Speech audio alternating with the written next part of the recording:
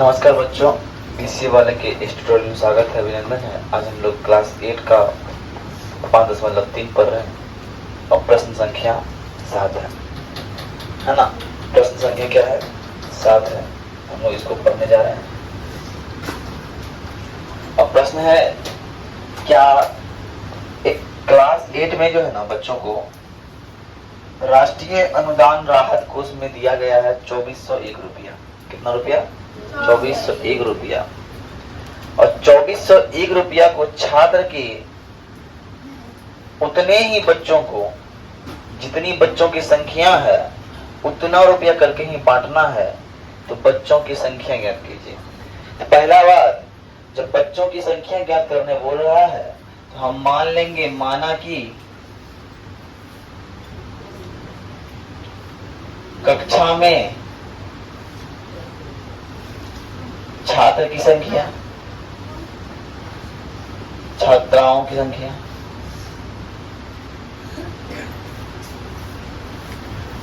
संख्या बराबर x है। अब बताते हैं, अगर x छात्र है तो बोल रहा है कितना अनुदान देना है, तो x बराबर ही देना है। तो प्रत्येक छात्र के लिए राशि भी x है। गायक जितना छात्र में देना है उतना ही रुपया देना है, तो बराबर देना है। अब आते प्रश्न से बात करते हैं। आए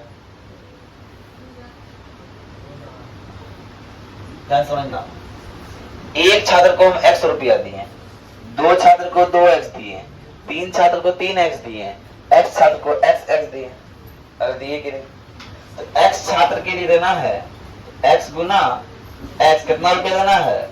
2401 रुपया देना है। तो x गुना x क्या हो जाएगा? x स्क्वायर हो जाएगा, बराबर 2401 हो जाएगा।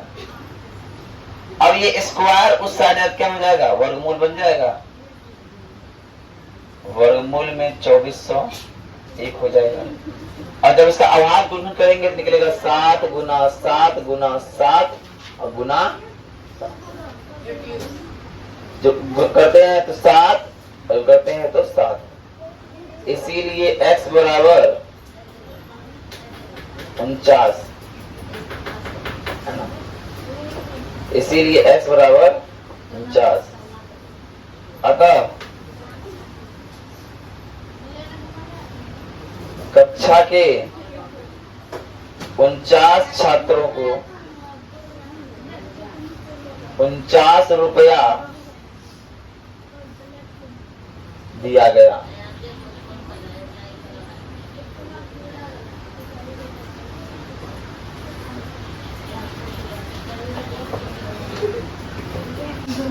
अब देखिए 8 नंबर में क्या बोल रहा है, मेरे पास 2025 पंक्तियां पौधे हैं।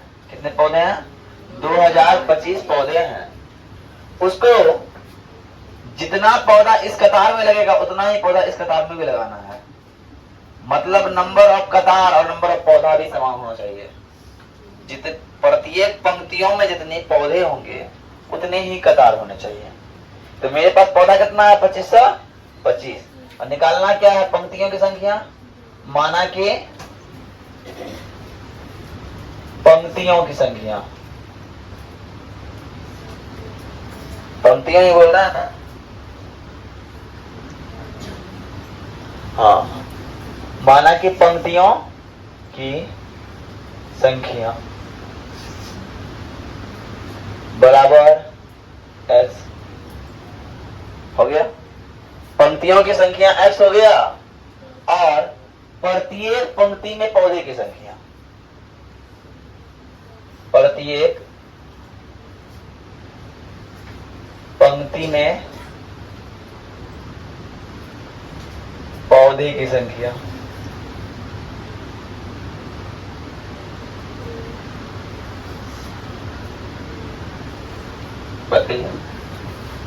अब बोल रहा है, प्रश्न से क्या बात कर रहा है ध्यान समझिएगा।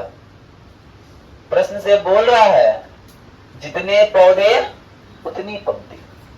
अगर एक पौधा में एक पंक्ति तो एक एक्स, अगर एक पंक्ति में एक्स पौधा तो एक एक्स पौधा, दो पंक्ति में दो एक्स पौधा तो दो एक्स पौधा, तीन पंक्ति में तीन एक्स पौधा, चार पंक्ति में चार एक्स पौधा, पांच पंक्ति में पांच एक्स पौधा, एक्स पंक्ति में एक्स एक्स पौधा।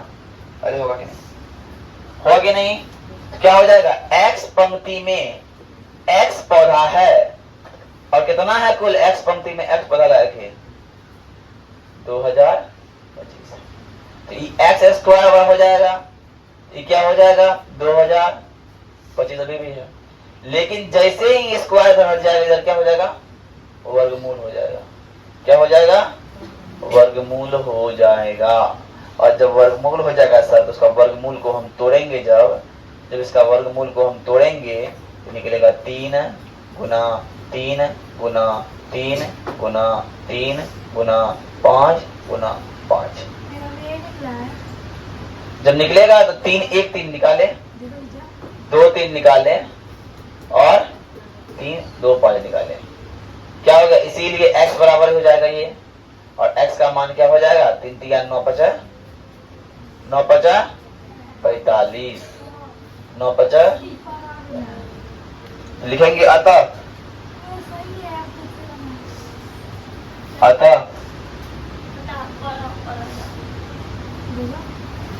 45 पंक्तियों में 45 पौधे होंगे।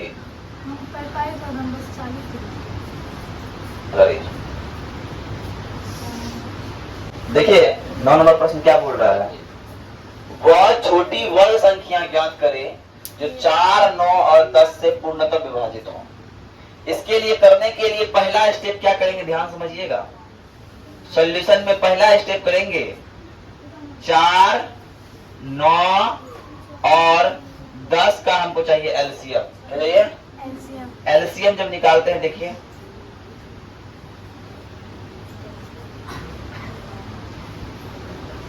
हो गया 9 5 45 दुना 90 दुना 180।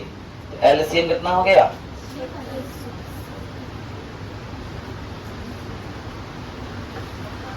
जब बात समझ में आया? अब करेंगे 180 का अभाज्य गुणनखंड।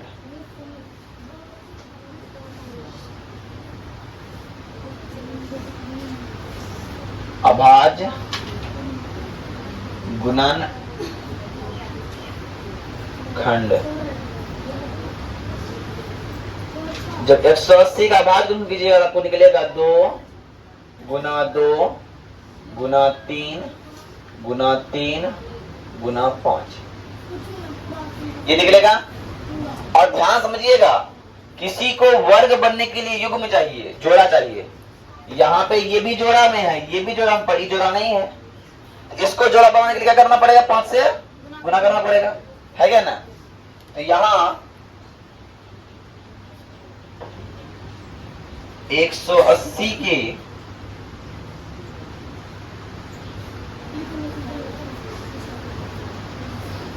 गुणनखंड में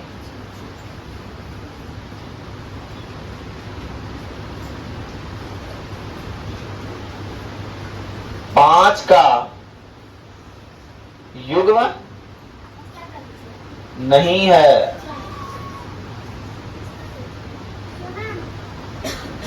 अतः 180 को 5 से गुना करना होगा।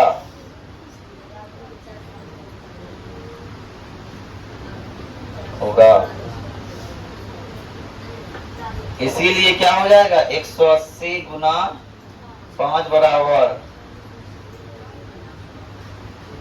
900 आंसर। आई बात समझ में? नेक्स्ट प्रश्न देखिए। नेक्स्ट और अंतिम प्रश्न की बात जो हम करते हैं, नेक्स्ट और अंतिम प्रश्न की बात करते हैं, वो प्रश्न क्या है मेरे पास? वो प्रश्न है, वह छोटी वर्ग संख्या ज्ञात करे जो 8, 15 और 20 से पूर्ण विभाज्य है। अब पूर्ण विभाज्य होने के लिए सर क्या होना जरूरी है? तो पहला काम हम क्या करेंगे, 8, 15 और 20 का क्या करेंगे, एलसीएम लेंगे। जब एलसीएम लेते हैं तो ये 4 हो जाता है, ये 15 हो जाता है और ये फिर एलसीएम लेंगे तो फिर ये 2 हो जाता है, ये 5 हो जाता है और ये फिर एलसीएम लेंगे तो ये 5 हो जाता है, 1, 3। तो एलसीएम क्या हो जाएगा सर? एलसीएम हो जाएगा 4 पंच 20 दूना 80, सॉरी 20 दूना 40 दिया,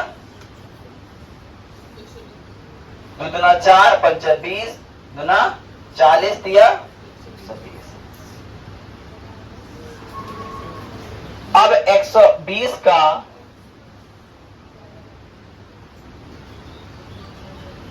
अभाज्य गुणनखंड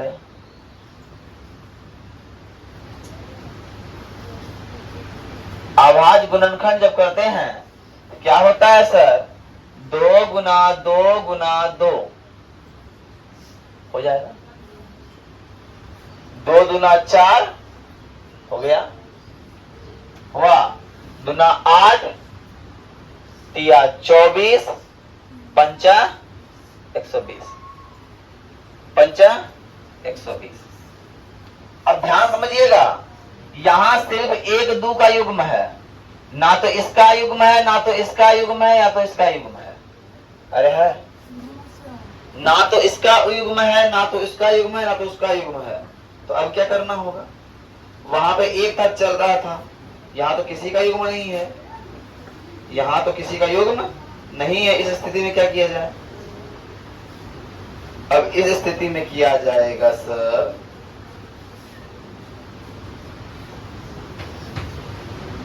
हमको गुना करना पड़ेगा 120 में जिसका इसका युग्म नहीं है। अरे करना पड़ेगा कि नहीं? तो इसीलिए लिख देंगे, अतः 120 में जिसका युग्म नहीं है, 120 में 2, 3 और 5 से गुना करना होगा। अरे होगा जी। तब जब गुना कीजिएगा 120 से, 120 गुना 2 गुना 3 गुना 120 गुना 2 गुना 3 गुना 5, तो क्या गुना कीजिए? 3 दूना 6 पंच 30, 12 तिया 36 बराबर 360 बराबर 3600। आंसर है 300। आई बात समझ में? तो उसको नोट डाउन कीजिए और देखिए यहां मेरा हुआ चैप्टर समाप्त। अब कल नेक्स्ट के बढ़ेंगे और आज के लिए इतना ही।